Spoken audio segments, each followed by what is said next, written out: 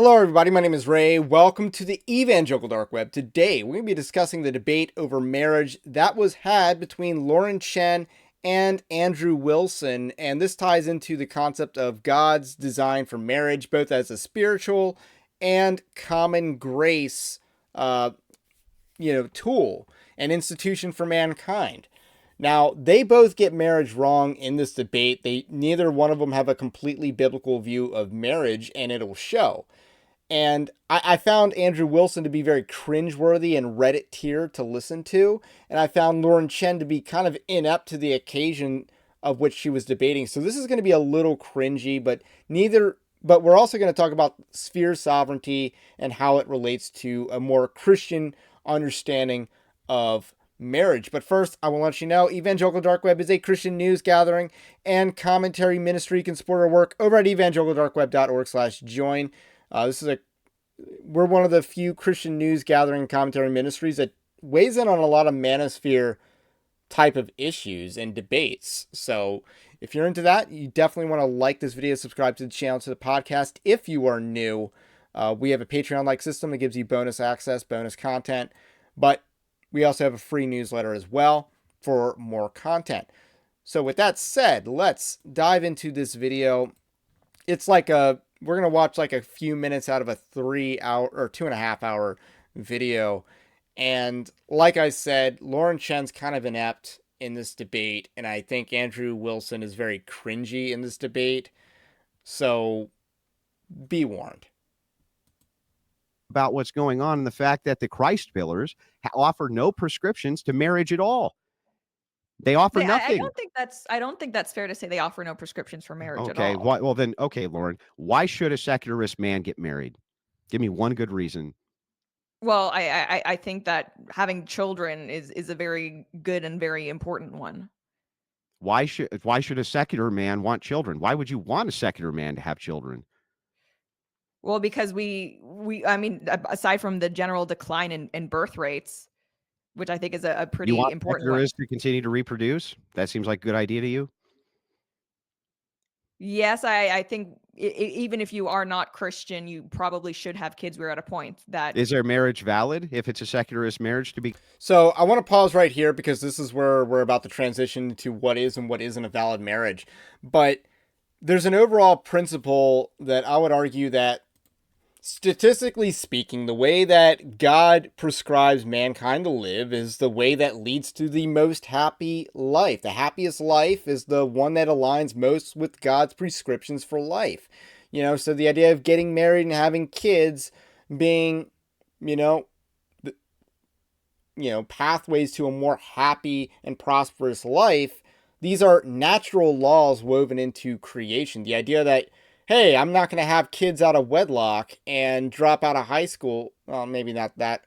Maybe that's not as important. But the idea of having kids out of wedlock leading to poverty, yeah, that's kind of a natural law in action.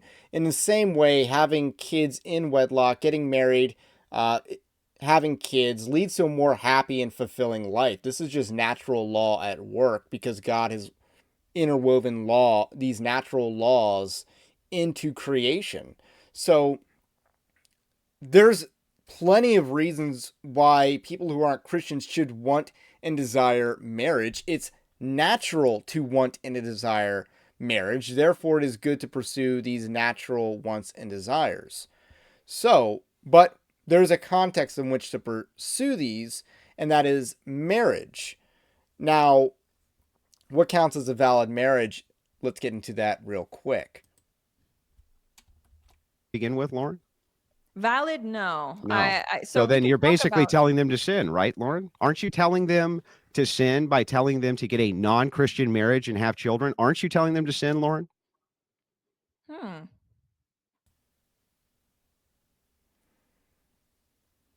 It's a long Okay, this pause. is yeah. What's that? Yes. Yes, Yeah, you're telling people to sin, Lauren? That's your prescription? The whole time you've been beating the holy hell out of the red pillars, and the entire time they've been right, and you've been telling them to sin, Lauren? so hang on. Let's Answer the I'm happy question, to admit Lauren. where I'm happy to admit where I'm wrong. This is not a problem for me. Let's talk about this. So do you believe that Do you believe that it is sinful for a man to get married and have kids if he is not a Christian? That's not marriage. Marriage is a sacrament between a man and a woman. That's within the purview of the Christian ethic.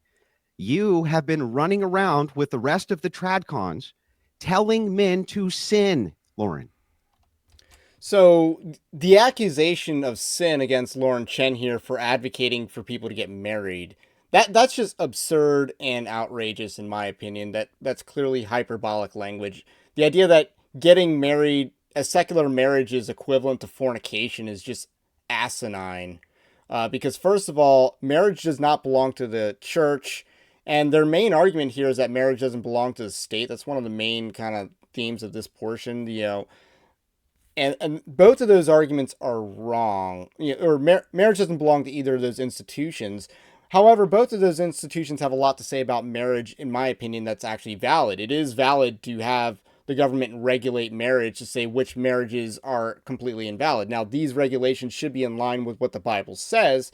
I'm a Christian nationalist, so obviously I believe that the Bible should inform our laws. So, obviously things like gay marriage are out of the question, but we don't have gay marriage because the government regulates marriage. That's not where the causation really is. The causation is we have this degeneracy because we allowed a lot of degeneracy to lead up to this, mainly feminism.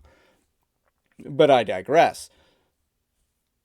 With the church also does not own marriage because the church is a separate authority from marriage. So there's, four different types of authorities. Obviously, there's the authority of self, which kind of gets discarded. A lot of people don't talk about self authority, but self control is a virtue. It is a fruit of the spirit. So self control clearly indicates that there's self governance. Then you have the family sphere of governance, which is where marriage falls into. Then you have the ecclesiastical sphere of governance, which is the church. And then you have the secular civil magistrate, which is the state. So all of these authorities are accountable to God, and they each have distinct authorities within their own spheres of authority. So there are a lot of instances, especially in the modern church, where the church tries to control the family.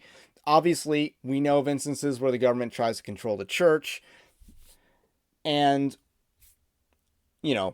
a lot of instances where the government tries to control the family. The family is probably the institution that's most under attack. That is the institution of authority that's most under attack. But that is an authority that is under God. Just like a state can be secular, but it's not ideal for a state to be secular. It's still a valid government. In the same way, a marriage can be secular, but is still a valid marriage. Now, that wouldn't apply to the ecclesiastical form because that is, there is no such thing as a secular church that is also a valid church. But in terms of things that are more for ordering, family life, civil, nation, state life, and then church life, obviously a valid church has to govern the ecclesiastical sphere. So, there's a little breakdown on the sphere sovereignty component, and I believe he's an orthobro, which they believe that marriage is a sacrament, but there is a sacramental component to marriage and how it points to Christ. However, this does not invalidate marriages that are done outside of the church.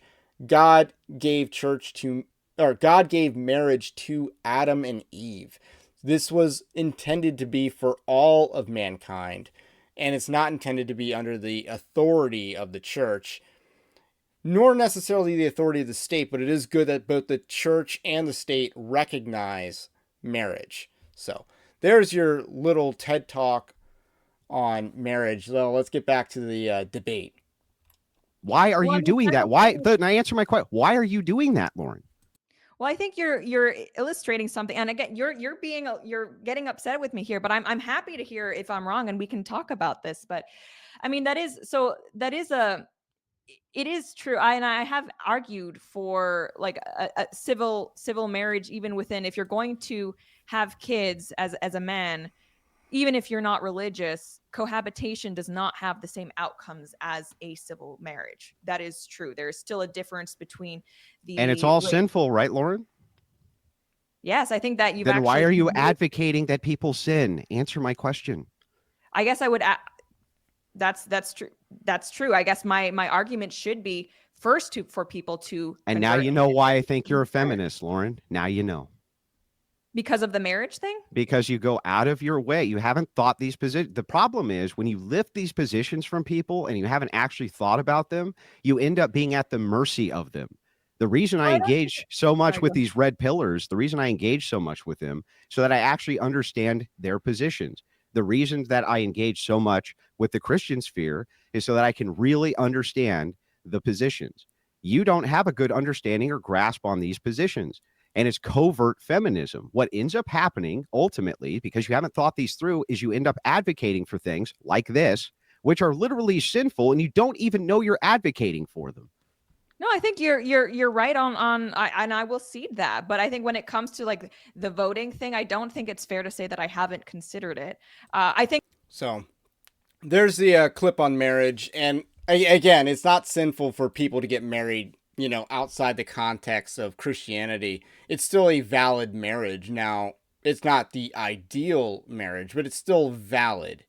And there's very few instances in the Bible where marriages were considered, illegit, invalid.